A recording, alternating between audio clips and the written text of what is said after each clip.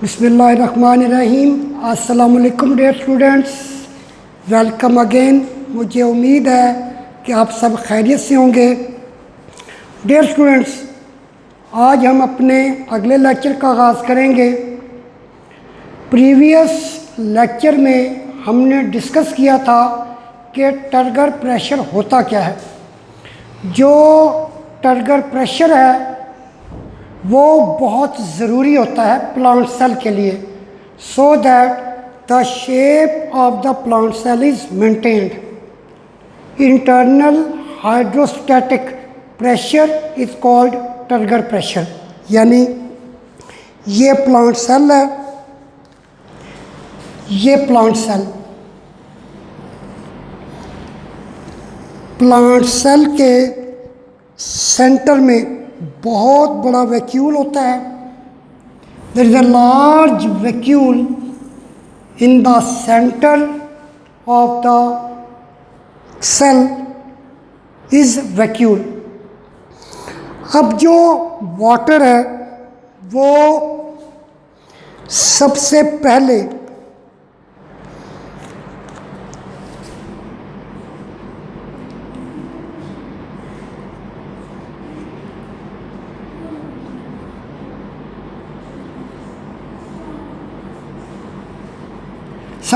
Cytoplasm में, cytoplasm के बाद ये वाटर जाता है वैक्यूल में। ये वैक्यूल में जैसे ही वाटर वैक्यूल में आता है, वैक्यूल टर्जिड हो जाता है, सख्त हो जाता है। फिर ये जो वैक्यूल है ये प्रेशर बिल्ड करता है किसके ऊपर? साइटोप्लाज्म पे। साइटोप्लाज्म प्रेशर बिल्ड करेगा सेल मेम्ब्रेन पे, और सेल मेम्ब्रेन के ऊपर प्रेशर बिल्ट होगा। Cell membrane will put pressure on cell wall. In this way cell become turgid. Now the pressure is produce inside the cell. जो pressure है वो cell के अंदर से जनरेट हुआ है। This type of pressure is called hydrostatic pressure. Dear students, अब हमने ये देखना है कि हाइड्रोस्टैटिक प्रेशर कैसे मेंटेन होता है। आपने एक चीज़ को याद रखना है, कुछ इसमें स्ट्रक्चर ऐसा है जो कि टर्गर प्रेशर को मेंटेन करता है। ये प्लांट सेल, और प्लांट सेल के सेंटर में बहुत बड़ा वैक्यूल है। जो वैक्यूल की मेम्ब्रेन है इसको टोनोप्लास्ट कहते हैं। टोनोप्लास्ट के अंदर एक्टिव ट्रांसपोर्ट सिस्टम है। एक्टिव ट्रांसपोर्ट सिस्टम नाम से ही जाहिर है, एक्टिव यानी एक्टिव ट्रांसपोर्ट। एक्टिव ट्रांसपोर्ट यानी एक्टिव ट्रांसपोर्ट होगी। यानी वैक्यूल की जो मेम्ब्रेन है जिससे टोनोप्लास्ट कहते हैं, इस टोनोप्लास्ट में एक्टिव ट्रांसपोर्ट सिस्टम है, यानी एक्टिव ट्रांसपोर्ट होगी। और इस टोनोप्लास्ट के अंदर कुछ ख़ास किस्म की प्रोटीन्स हैं। ये ख़ास किस्म की प्रोटीन्स हैं। ये ख़ास किस्म की प्रोटीन्स हैं। ये जो ख़ास किस्म की प्रोटीन्स हैं हम इन्हें एक्टिव ट्रांसपोर्ट सिस्टम कहते हैं, क्योंकि इन प्रोटीन के ज़रिए एक्टिव ट्रांसपोर्ट होगी, सॉल्ट की एक्टिव ट्रांसपोर्ट होगी। डियर स्टूडेंट्स, अब इस एक्टिव ट्रांसपोर्ट, ये जो प्रोटीन्स हैं, इन protein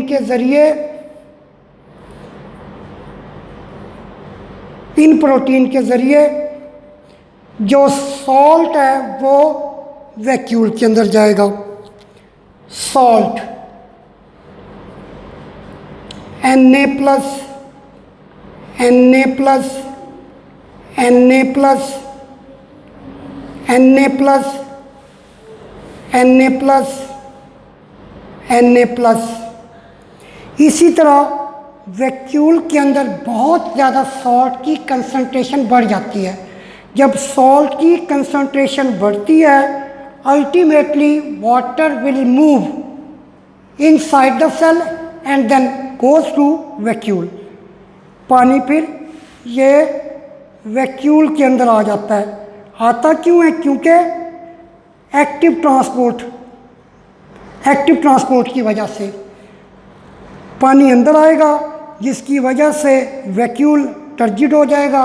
when the vacuole will turgid, the vacuole will put pressure on the cytoplasm and cytoplasm will put pressure on cell membrane and cell membrane will put pressure on cell wall. In this case, the cell becomes turgid. In this way, turgor pressure is maintained.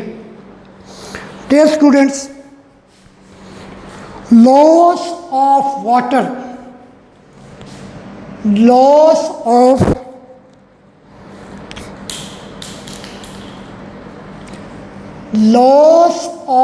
Water due to exosmosis. यानी अगर ये plant के sales हैं, ये plant के sales हैं, ये plant के सेल्स हैं, प्लांट के किसी पार्ट के सेल हैं या प्लांट के सेल्स हैं, अगर इनमें से पानी बाहर निकल जाए, एक्स ऑस्मोसिस हो जाए, जब इन प्लांट सेल से या पूरे प्लांट के सेल से पानी बाहर निकल जाए तो इसका जो डिसएडवांटेज है वो क्या होगा?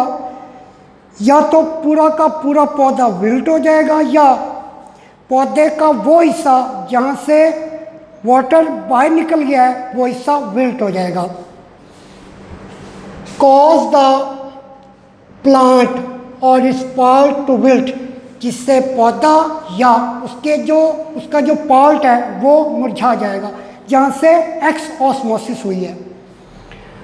Turgor pressure is generated by high osmotic pressure of vacuole. Turgor pressure उस वक़्त जनरेट होता है जब वैक्यूल के अंदर वाटर की कंसंट्रेशन बहुत ज़्यादा होगी। वाटर की कंसंट्रेशन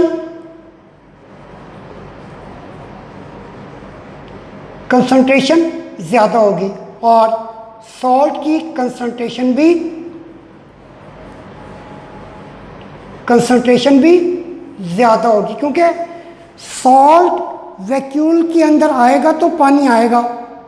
जब बहुत ज़्यादा सॉल्ट की मिक़दार वैक्यूल के अंदर हो जाएगी, अल्टीमेटली बहुत ज़्यादा पानी आएगा और उससे सॉल्ट की वजह से जो पानी है वो वैक्यूल में रिटेन होगा, वैक्यूल में रहेगा। membrane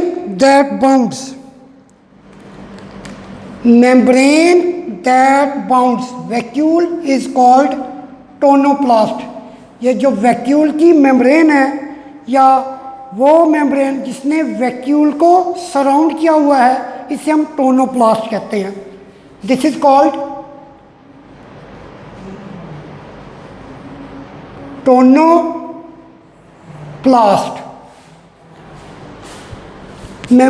contain a number of active transport system। active transport system है। so active mean active transport, और एक्टिव ट्रांसपोर्ट के लिए हैं क्या?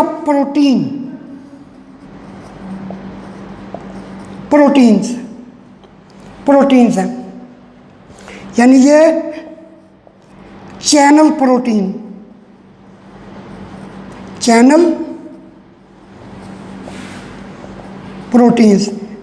प्रोटीन्स वो होती हैं जो कि स्पेसिफिक आयंस को सेल मेम्ब्रेन में इंटर करवाती हैं।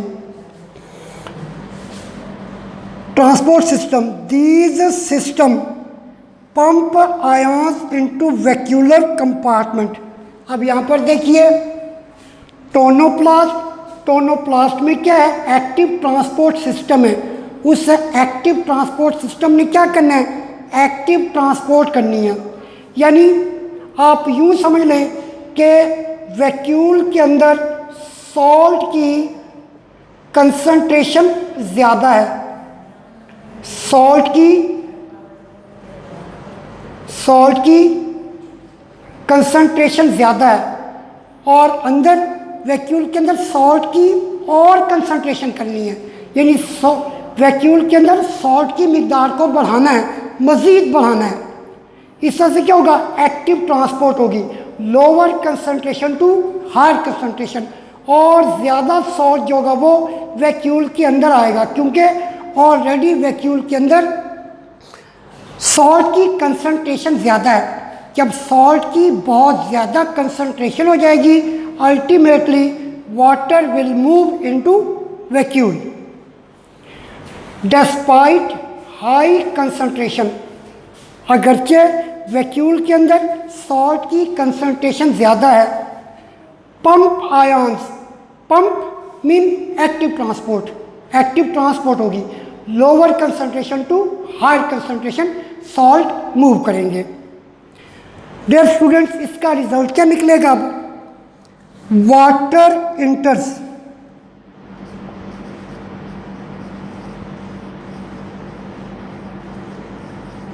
पानी वैक्यूल में दाखिल होगा।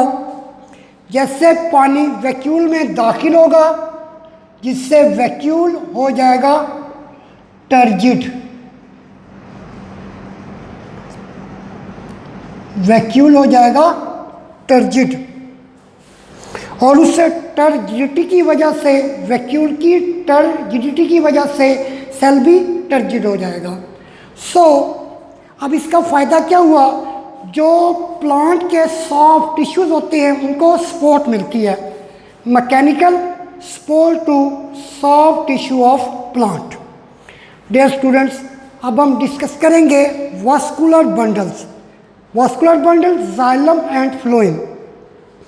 इन मोस्ट टेरेस्ट्रिशियल प्लांट्स, बहुत से ज़मीनी पौधे, ऐसे पौधे जिनकी स्टेम में लकड़ी होती है, लकड़ी वाले plant, woody plant,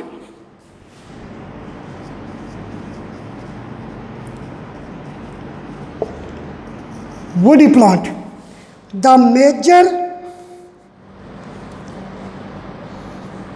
major mechanical stress is impose by wind. जो सबसे बड़ी स्ट्रेस है वो विंड है। बहुत ही तेज़ चलती हुई हवा इन पौधों के ऊपर स्ट्रेस डालती है। यानी सबसे बड़ा जो पौधों के ऊपर जो प्रेशर बिल्ट होता है वो विंड की वजह से होता है। द मेजर मैकेनिकल स्ट्रेस, जो सबसे बड़ा दबाव है वो विंड डालती है, इम्पोज्ड बाय विंड। बहुत ही हवा तेज़दार हवा चलती है, बहुत ही तेज़ हवा चलती है, आंधी की सूरत में हवा चलती है। और पौधे जो होते हैं, वो जो वुडी प्लांट होते हैं, वो कभी इधर बेंड होते हैं, कभी इधर बेंड होते हैं, लेकिन नीचे नहीं गिरते, क्योंकि विंड क्या है, सबसे बड़ी स्ट्रेस है। Stem must be able to resist bending. अब स्टेम के अंदर कोई ऐसा स्ट्रक्चर होना चाहिए जो कि स्टेम को बेंड होने ना दे। Stem must be able, stem को इस काबिल होना चाहिए कि वो बेंडिंग को रेजिस्ट करे, ताकि स्टेम बेंड ना हो। Vascular bundles containing, vascular bundle के अंदर जाइलम है। जाइलम क्या है? जाइलम बहुत ही टफ है, बहुत ही सख्त है। सख्त क्यों है? Because it's secondary wall contain lignin and inextensible, जिसको खींचा ना जा सके। Perform function as steel rods in concrete. आपने अक्सर देखा होगा, कंक्रीट कहते हैं लेंटर को,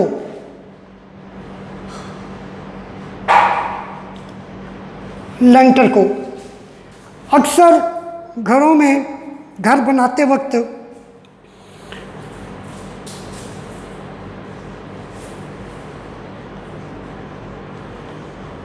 घर बनाते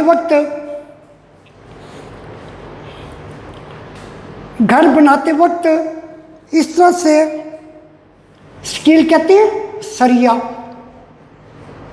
जो पिलर होते हैं, पिलर, इस तरह से पिलर बनाते हैं। इस पिलर में इस तरह से सरिये को डालते हैं, यूं इस तरह से सरिये को और फिर इसमें सीमेंट भर देते हैं, इसमें सीमेंट भर देते हैं। इसे कहते हैं स्टील रॉड इन कंक्रीट। स्टेम भी, जाइलम भी इसी तरह क्या है, स्टील रॉड इन कंक्रीट है। और स्टेम के अंदर ये रिंग की शक्ल में है, यानी ये स्टेम